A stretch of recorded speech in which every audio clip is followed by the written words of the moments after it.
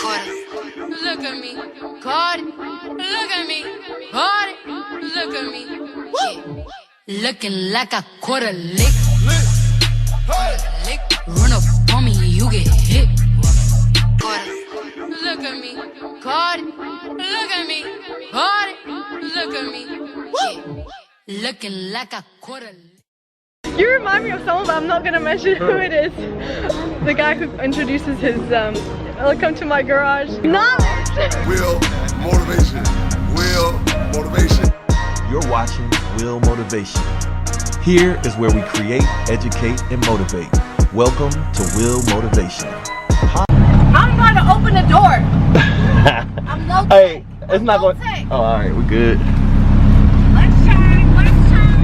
What you Snapchatting or Yeah, something? I was putting it on my Instagram. See, this is what happens when you pick people up in Lambo. What's up, baller? You're the baller. What's cracking? Rich niggas? What? I'm stuck at the bank. Rich nigga text. I was dealing with paperwork. Nice. What you getting now? What you doing now? Just the paperwork for this. So this is brand new. I didn't get to watch the story about this. You bought it, you wrapped it. Hold on, do I You know bought you? an Audi. You bought an Audi Do I know and you? kept it for a couple days. Do I know you? Then sold it. Which one you? I'm vegetarian. So let's think what has a place that a lot of people love. You ain't fish? I don't eat seafood. But anywhere has vegetables. Go where you like. Nah, you pick. I can eat some vegetables. No, anywhere Where has would you vegetables. go? Where would you go? Somewhere with some parking. That's the thing. We're downtown, so let's see. That's what I'm trying to We brainstorm. could go out of downtown. Okay, let's go. I'm riding with you. Come on. Where you want to go? Where would you go? I mean, What's your favorite place? You know, we used to go to the hibachi. That was our thing. I don't know. You want to Like, go there? sure. I haven't had that in forever. I mean, I'm down. That'll give us enough time for me to interview you. Yes. Shut up, bitch. I'm working on getting to. I mean, I'm worth millions, but it ain't in the bank. We know how to. I mean, it's not supposed to be. It's out here working. Yeah, it ain't supposed to be in the bank. But I've got my net worth up. You know, my net worth popping. There you go. After, you know, I learned a lot from you. You're the first tech millionaire I knew. You're the first tech millionaire I knew. I was like, I gotta get smarter. When you was with me, I don't know if I was there yet. Yes, you were. Yes, you were. You was having tax problems, so you was just now getting paid. That's. Are we on camera? Oh snap! Okay. My name's Dawn Dickson. I am an entrepreneur. I learned everything I know from this guy right here. Not even. No, but really, like, you made a huge impact on my entrepreneurship life. I was just trying to figure out my way because, you know, I started Urban Star, and then was doing that and doing events, and then I started working with you, like doing the marketing, and then I just learned like how businesses run, and then you would talk to me about like just, you know, taxing and growing a business and what I seen you go through with like hiring your team and dealing with friends and family, and like I learned all of the ropes. And this was like 2005, 2006. That's when I worked with you. So, you know, I was just getting into like understanding the power of like technology and what you can really do, and how you just were able to build that platform and white label it and flip it and flip it and flip it and flip it and flip it and flip it.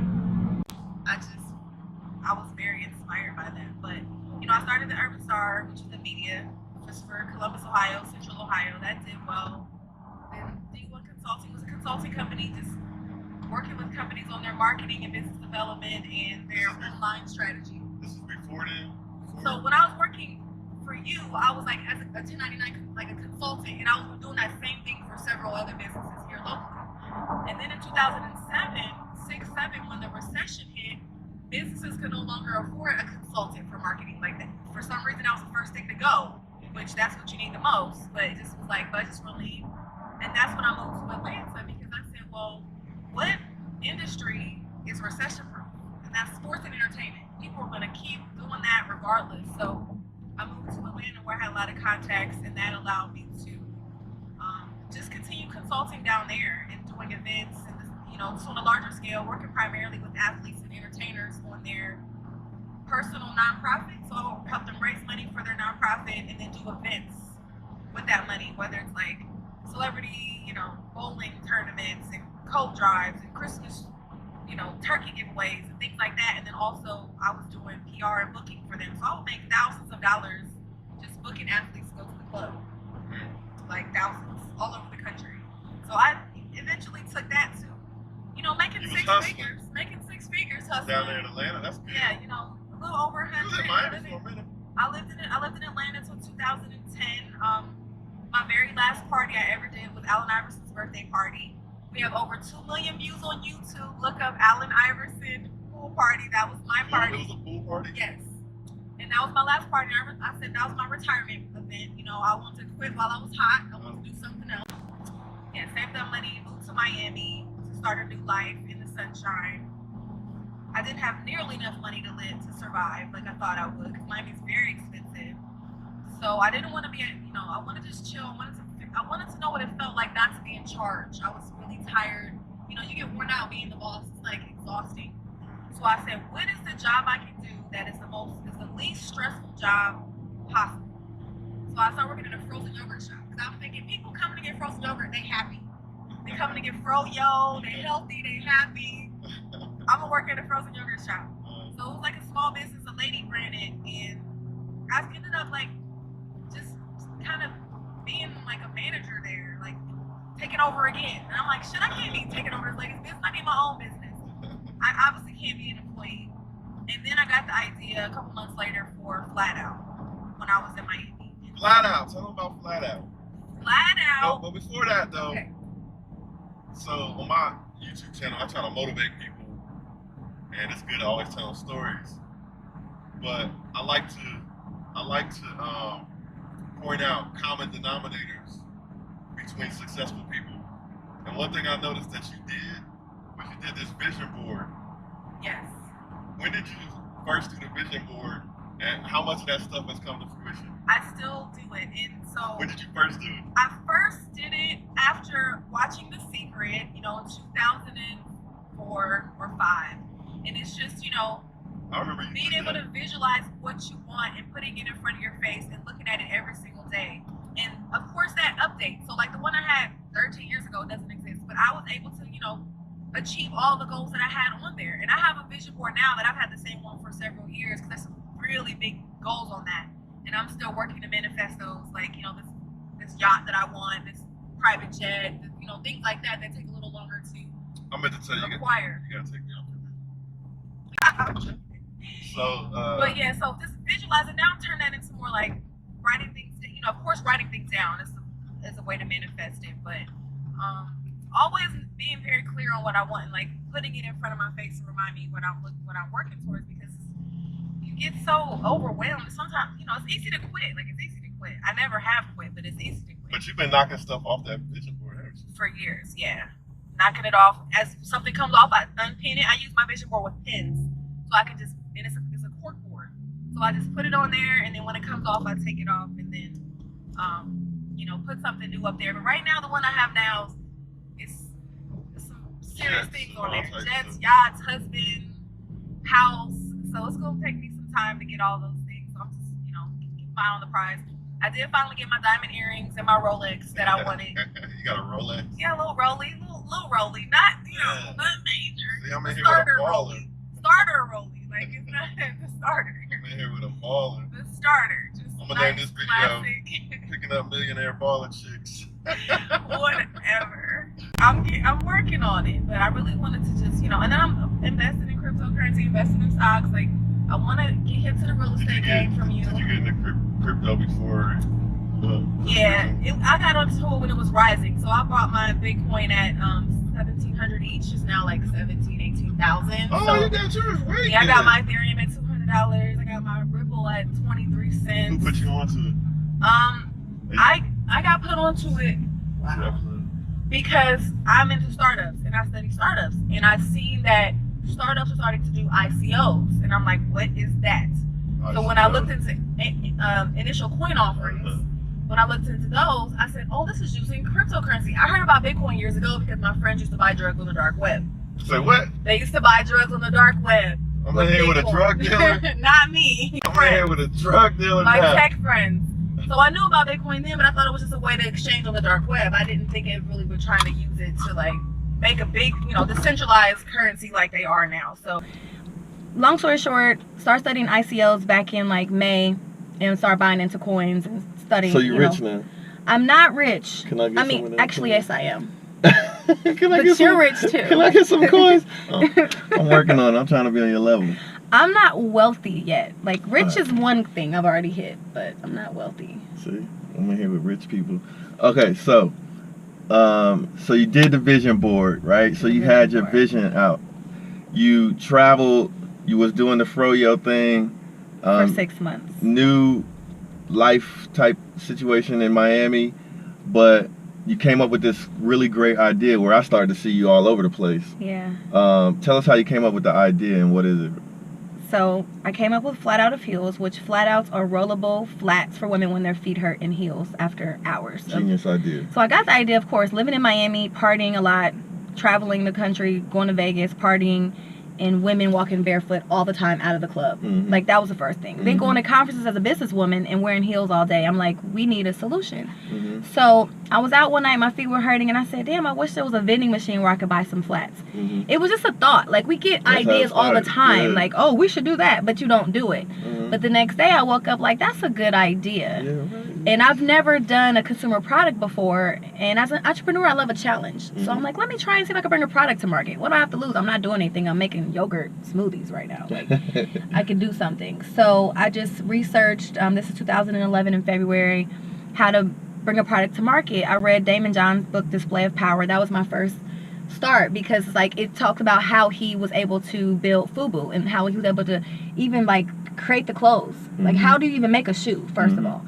So I was Googling and I found a website called Alibaba. It was very new, very bad looking, like a listserv. I remember that, yeah. But I did find a manufacturer there and they were sending me samples and I said, okay, I'm about to go into business.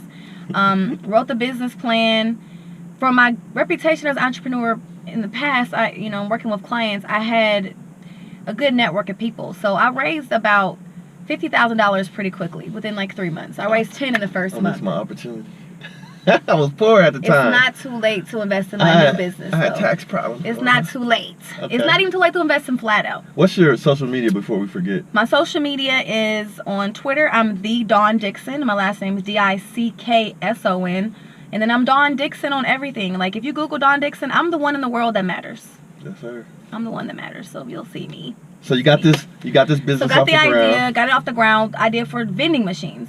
That was really hard to build vending machines. And I've seen them. They're dope. I've seen the videos. It was really hard, and but I realized that I had to pivot so that I can sell the shoes. So I started an e-commerce store. I never wanted to do e-commerce. I set out to just sell vending machines. Mm-hmm. But realizing the hardware is very capital intensive mm-hmm. and very difficult to scale, the best way to get to market was e-commerce. And then I just did that, started being everywhere, contacting publicists, just being everywhere. Like, I feel like I'm good at marketing. That's what I'm good at. Yeah. So just being everywhere with those shoes, getting out there, building the buzz. Again, early on, before influencers got paid, I had all the celebrities posting my product for free for exchange for products. Mm-hmm. So I got a lot of free media, a lot of free press, some of the biggest names? Run some names. Lala Anthony, the Kardashians have them. They didn't post them. I've been on TV shows, Housewives, all the reality shows, Love and Hip Hop, Housewives, Married to Medicine, Mob Wives. Like, all of these girls wear them. Golden Globes, Billboard, MTV Awards.